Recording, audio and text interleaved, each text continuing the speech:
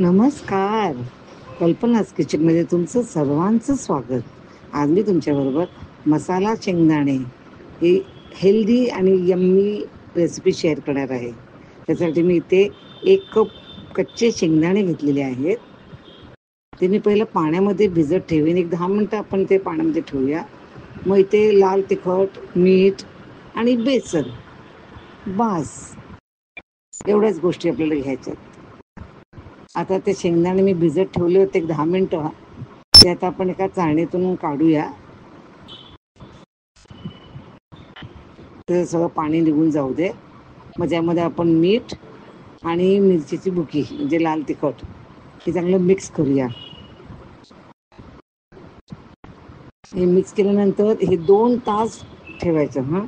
2 तास ते मिक्स केल्यानंतर शेंगदाणे ठेवून द्या.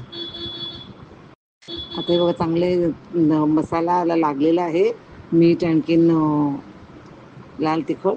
आता आपण यामध्ये बेसन घालूया. बेसन लावल्यावर परत तुम्ही एक 10 मिनिटं त्यांना बेसन चांगलं त्या चिकटू द्या शेंगदाण्यांना. चला आपलं झालं. आता मी हे मायक्रोवेव्हमध्ये आज मी करते. तर मायक्रोवेव्हचं ते मी काचेचं भांडं घेतलेलं आहे आणि मायक्रोवेव्हमध्ये मी करत असाल तर तुम्हाला फक्त 10 मिनिटं ठेवायचं आहे.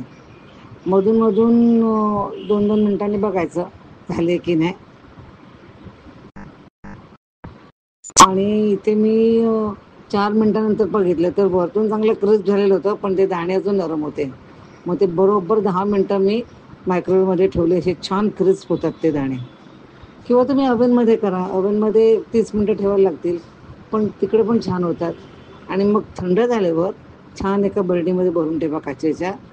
खूप छान टिकतात पण आणि एकदम यम्मी आणि टेस्टी लागतात.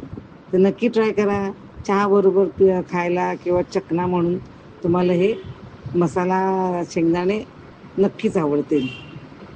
तर आजची रेसिपी आवडली असेल तर लाईक, शेअर आणि सबस्क्राईबचं बटन प्रेस करायला विसरू नका. माझा व्हिडिओ पाहिल्याबद्दल धन्यवाद. बाय. Take care.